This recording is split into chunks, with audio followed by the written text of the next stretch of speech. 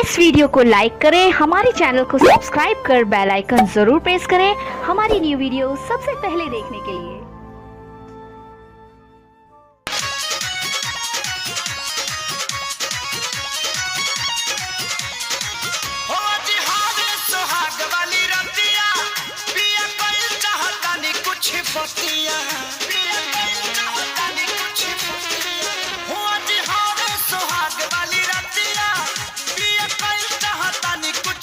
हमके प्यारे से कबो समझाई हो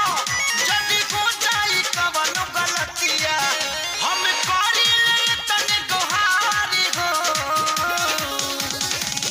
चाटे कबो चाटा कनिचा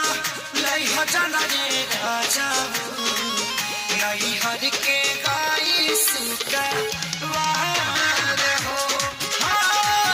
चाटे कबो चाटा कनिचा लई हो जाना रे राजा नहीं हर के गाई सुका वार हो।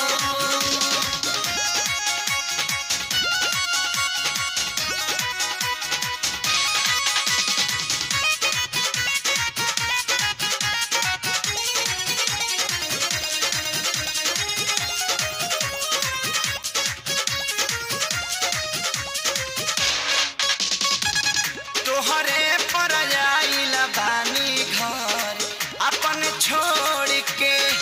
नई हर से दूरी नाता तोहा रास जोड़ के रास जोड़ हो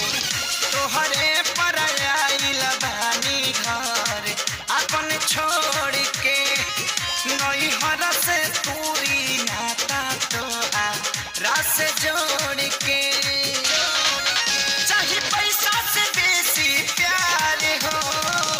चाटे कबो चाटा कनचा लई हो जाना ये राजा नहीं हर के भाई सुका वार हो चाटे कबो चाटा कनचा लई हो जाना ये राजा